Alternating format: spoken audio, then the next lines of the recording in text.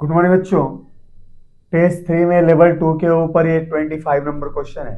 Question देखते हैं। Question कह रहा है when light of certain wavelength is incident on a plane surface of a material at a glancing angle 30 degree. Note कीजिएगा, glancing angle 30 degree है incident light के लिए। अब आगे कह रहा है the reflected ray is completely polarized. अब ऐसी स्थिति में जो रिफ्लेक्टेड रे है वो कंप्लीटली पोलराइज्ड है, तो then find refractive index of given material and angle of refraction. अब ऐसी स्थिति में उस मटेरियल का जिसके ऊपर लाइट इंसिडेंट है उसके रिफ्रैक्टिव इंडेक्स क्या है और साथ में एंगल ऑफ रिफ्रैक्शन आर की वैल्यू क्या है। ये दो चीजें आपको बतानी है। और जो हमारे पास ऑप्शन बी यहाँ पे क्या है बच्चों, चारों ऑप्शन में सही है, अर्थात कि उस मटेरियल का रिफ्रैक्टिव इंडेक्स √3 है और एंगल ऑफ रिफ्रैक्शन की वैल्यू क्या है बच्चों, 30 डिग्री है। तो चलिए बच्चों क्वेश्चन को सॉल्व करते हैं और देखते हैं कि हमारा यहाँ पे ऑप्शन बी कैसे सही हुआ है। देखते हैं बच्चों।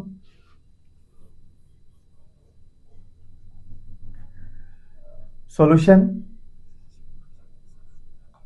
देखें, जब भी हम जानते हैं कॉन्सेप्ट हम देख लेते हैं यहाँ पे क्वेश्चन को सॉल्व करने से पहले। कॉन्सेप्ट ये है बच्चों, हम जानते हैं कि अगर किसी भी ट्रांसपेरेंट मीडियम के सरफेस के ऊपर, मान लीजिए कोई ट्रांसपेरेंट मीडियम है ना, जिसकी रिफ्रैक्टिव इंडेक्स क्या है बच्चों, म्यू। अगर इसके सरफेस पे कोई भी लाइट इस प्रकार से इंसिडेंट हो कि रिफ्लेक्टेड रे, है ना, रिफ्लेक्टेड रे पोलराइज्ड फॉर्म में, कंप्लीटली पोलराइज्ड फॉर्म में मिले, तो ऐसी स्थिति में इस एंगल ऑफ इंसिडेंस को क्या बोलते हैं बच्चों, हम एंगल ऑफ पोलराइजेशन कहते हैं। और एंगल ऑफ पोलराइजेशन का रिलेशन रिफ्रैक्टिव इंडेक्स के साथ डायरेक्ट कैसे दिया जाता है, ये दिया जाता है tan theta p equal to mu, और ये कहलाता है क्या बच्चों, ब्रूस्टर लॉ। क्या कहलाता है बच्चों, ब्रूस्टर लॉ। ठीक है। अब हमारे पास यहां पे इस डायग्राम में इस इंसिडेंट लाइट के लिए ये वाला जो एंगल है, ये वाला, यही है क्या बच्चों, ग्लांसिंग एंगल है। यही क्या है, ग्लांसिंग एंगल है। और इस एंगल की वैल्यू आप लोग को दे रखी है, कितना है, 30 डिग्री। एंगल कितना दिया है बच्चों, 30 डिग्री, है ना, यही ग्लांसिंग एंगल है।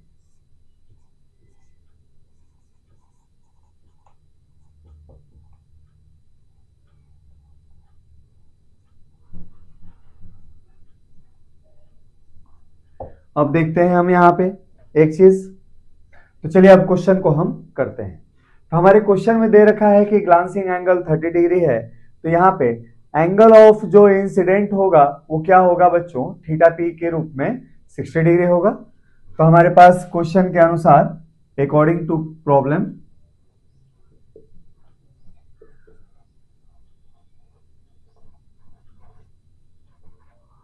हमारे पास क्या होगा, इंसिडेंट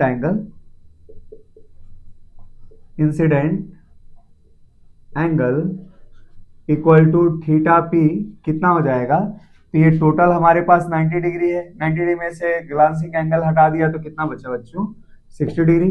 अच्छा, ये इस प्रकार से इंसिडेंट एंगल है कि जो रिफ्लेक्टेड रे है, क्वेश्चन में कह रहा है कि जो रिफ्लेक्टेड रे है वो क्या है, कंप्लीटली पोलराइज्ड है। तो ऐसी स्थिति में ये जो इंसिडेंट एंगल है ये क्या है, एंगल ऑफ पोलराइजेशन के इक्विवेलेंट है।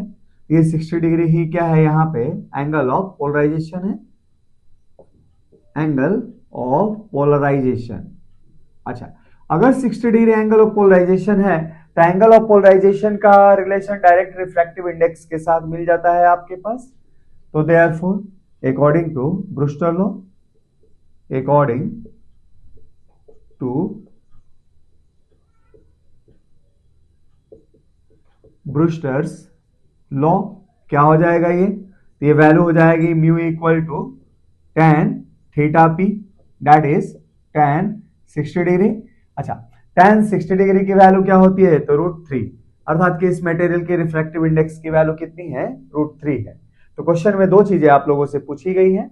एक पूछा गया है बच्चों क्या, कि रिफ्रैक्टिव इंडेक्स क्या है, तो निकाल लिया हमने। और दूसरी चीज आप लोगों से पूछा गया है क्या, एंगल ऑफ रिफ्रैक्शन क्या है, अर्थात कि इस एंगल की बात की गई है आपसे यही एंगल ऑफ रिफ्रैक्शन है ना।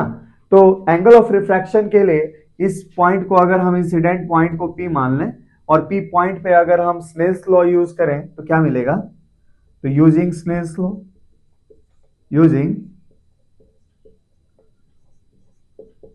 Snell's law at point of incidence P, है ना।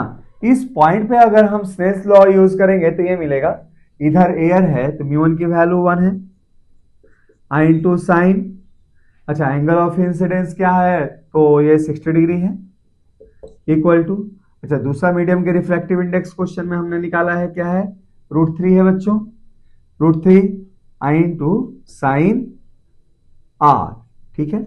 और यही हमें एंगल निकालना है। अच्छा साइन 60 की वैल्यू क्या होती है तो √3/2, तो हम लिख सकते हैं क्या, sine r equal to sine 60 upon √3।